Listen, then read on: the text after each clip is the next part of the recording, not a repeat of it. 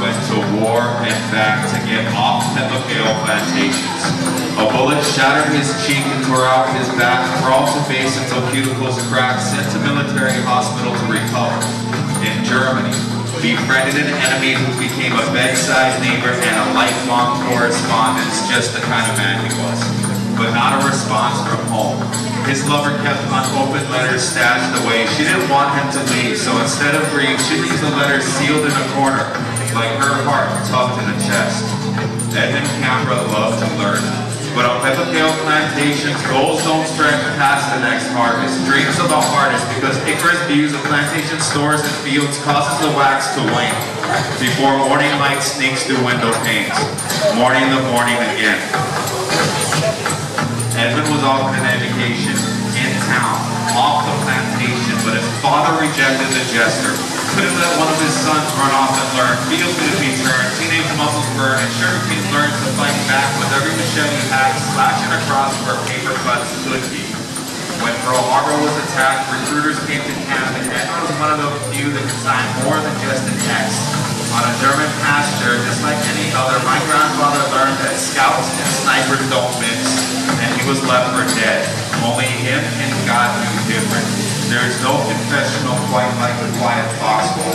Scenic fields feel different, crawling on your belly, afraid and yelling in pain or for help. My grandpa's hardest footsteps are marked with bloody palm prints and fingernails impaled, and every next step dug in the soul. But there was a woman involved, and sometimes that's enough. Purple-hearted until who headed home and made my father, gave him two brothers. My father was born plantation poor, where you needed to hustle for newspapers and you wanted to teach yourself to read, where your daily chores caused you to bleed, where you could have everything you could want but not enough of what you need. This is where my family tree sprouted its seeds. My grandfather killed grandfathers to see farther than the plantation, and I'm sure in his nightly conversations with God, he promised them to put future generations in similar situations, determined to provide his offspring the opportunity through education.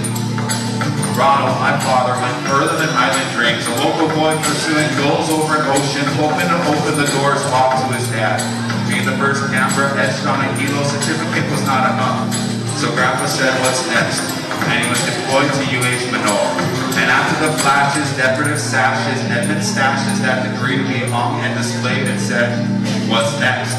So in Washington, he became a doctor of education and communication, found his other half, and we came back home and made a family. And kicking and screaming, I'm following my parents' footsteps. But in my own path, part special needs, part higher education, part classroom, part administration, with no union for public mentors. So I fly without a net, earn student respect, part for what I'm teaching, part for making it poetic, and entirely because I give it back. And now I'm proud of what I do. I help teens through hard times, through raw rhymes, and free writes. But if you were to tell the teenager me that I would grow to be a teacher, the class clown in me would have thrown something at you, the jock in me would have given you a wedgie, and the poet in me would have said nothing. Because at 17, I did not believe there was a future in my feelings, did not believe that poetry could provide like a jump shot. But in basketball, you only need one bad fall to end it all. But in poetry, bad falls make more poetry.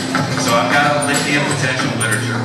What I've really learned, doing what you love is more important than doing what you're told, but if you're going to break molds and rules, you need the tools to build a brighter tomorrow.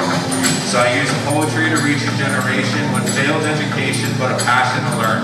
And when it's their turn, take the bridges we burn and build from the ashes, wish on eyelashes, equality becomes our equation.